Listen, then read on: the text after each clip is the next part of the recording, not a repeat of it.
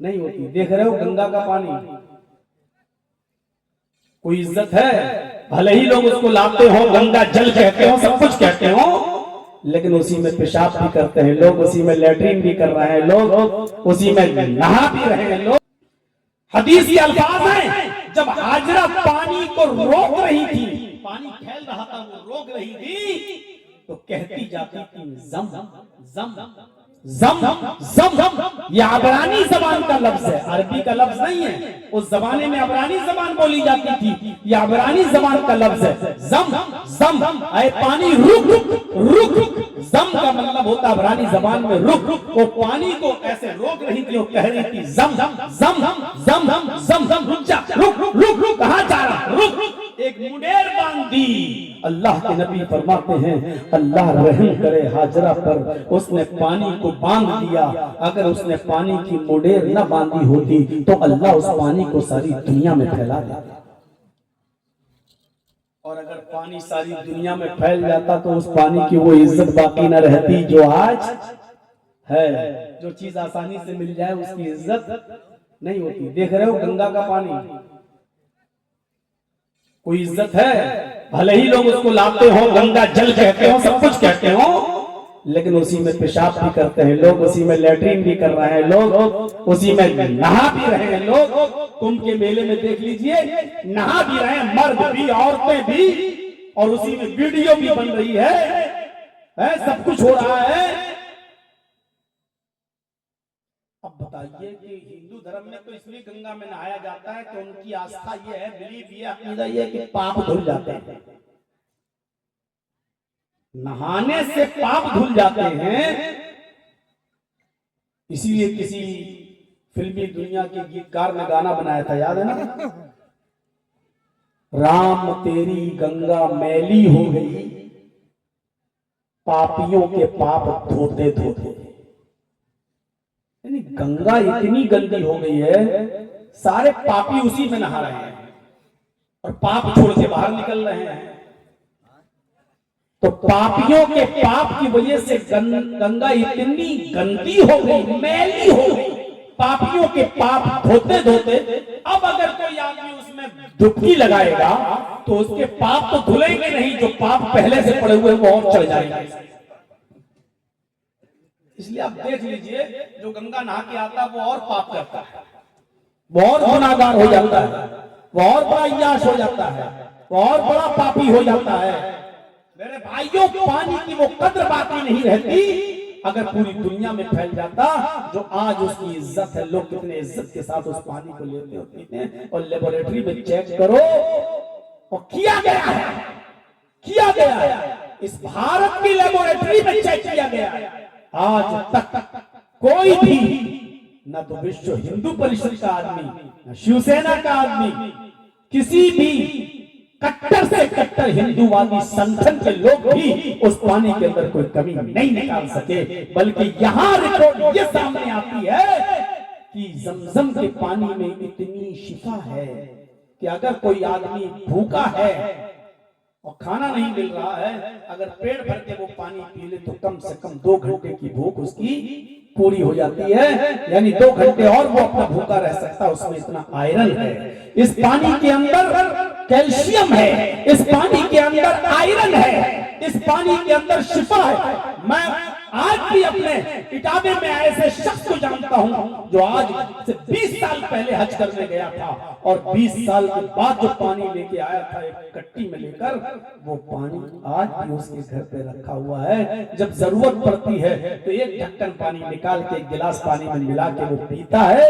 20 साल के बाद भी वो पानी आज भी न सड़ा है, न खराब हुआ है, न बदबू उसके अंदर आई है। ये जमजम के पानी की खुसूसियत है कि वो सालों साल रखो तो वो खराब नहीं होता है। ये जीता जागता मौजिज़ा आज भी जिंदा है और इंशाअल्लाह क़यामत की सुबह तक जिंदा रहेगा। हाजरा जहां नॉर्मल चाल चली थी सफा और मरवा पर, आज हाजी जब हज करने जाता है तो वहां नॉर्मल चाल चलता है और ग्रीन लाइट लगाई गई है। देखा होगा आप लोगों ने जो उम्रा करने गए, हज करने गए, ग्रीन लाइट लगाई गई है। इस ग्रीन लाइट से उस ग्रीन लाइट तक यहाँ हाजरा तेज दौड़ी थी तो तुम्हें भी तेज दौड़ना है हाजरा की तरह। हाजरा की अदा को जिंदा करना है, वहां जाकर थोड़ा सा तेज दौड़ा जाता है, सीना तान कर दौड़ा जाता है, बिल्कुल हाजरा की तरह। आए हिंदुस्तान की नापाक मीडिया के लोगों, इस्लाम को रुस्वा करने वालों, इस्लाम को जलील करने वालों, औरत के ताल्लुक से इस्लाम को बदनाम करने वालों, लिखो तुम्हारे कलम में ताकत हो, लिखो। इससे बड़ी एक औरत की इज्जत क्या होगी कि जब तक हज में या उम्रे में कोई शख्स हजरत हाजरा के मकामात पर जहां वो दौड़ी थी अगर दौड़ न लगाए, और जहां तेज दौड़ी थी वहां तेज ना दौड़े, और जहां आहिस्ता दौड़ी थी वहां आहिस्ता ना दौड़े, और 7 चक्कर लगाकर आयशा हजरत हाजरा की अदा को अगर नहीं अदा करता है तो उसका ना हज होता है ना उसका उम्रा होता है। हज भी इबादत, उम्रा भी इबादत। एक औरत के पैरों के निशानात पर दौड़ने को अल्लाह ने अपनी इबादत बना दिया है। जहां हाजरा दौड़ी वहां तुम दौड़ो, जैसे हाजरा दौड़ी वैसे तुम दौड़ो, जितने चक्कर हाजरा ने लगाए उतने चक्कर तुम लगाओ। ये अल्लाह ने इसको अपनी इबादत का हिस्सा बना लिया। एक औरत के पैरों के निशानात को जहां वो दौड़ी उसको अल्लाह ने अपनी इबादत बना दिया हो, इससे ज्यादा एक औरत की इज्जत दुनिया का कौन सा मजहब दे सकता है, कौन सा धर्म दे सकता है?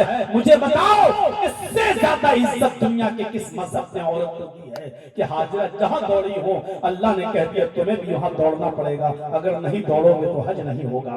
हाजरा जहां तेज दौड़ी वहां तुम्हें भी तेज दौड़ना पड़ेगा, अगर नहीं दौड़े तो तुम्हारा उम्रा नहीं होगा, तुम्हारा हज नहीं होगा। मेरे भाइयों, एक औरत के नक्शे पाक को अपनी इबादत का हिस्सा बना दिया, इससे बड़ी एक औरत की इज्जत और किस मसले में मिल सकती है? ये औरत की 4 हैसियतें होती हैं, 4 हैसियतें। औरत मां होती है, औरत बहन होती है, औरत बेटी होती है, औरत बीवी होती है। किसी की या तो मां होगी, वही औरत किसी की बहन होगी, वही औरत किसी की बेटी होगी, और वही औरत किसी की बीवी होगी। एक औरत के अंदर ये 4 सिफतें पाई जाती हैं। ये अलग बात है, वो फूफी भी होती है, खाला भी होती है, चची भी होती है, दादी भी होती है, नानी भी होती है, ये अलग चीजें होंगी। नानी तब बनती है जब उसकी बेटी किसी बेटे को जन्म दे या बेटी को जन्म दे, तब वो अपनी बेटी के बेटे या बेटी की नानी होगी। दादी तब बनेगी जब उसका बेटा बाप बन जाएगा, वो अपने बेटे की औलाद की दादी बनेगी, दादा। लेकिन मां अपने बच्चा पैदा हुआ मां बन गई, किसी की बहन भी है, किसी की बेटी भी है वो, और शादी हो गई तो किसी की बीवी भी है। अब सोचिए, इन 4 हैसियतों को सामने रखिए और चारों को देखिए। अल्लाह रब्बुल आलमीन ने औरत को चारों हैसियत से कितना मुमताज किया है, कितना आला दर्जा दिया है।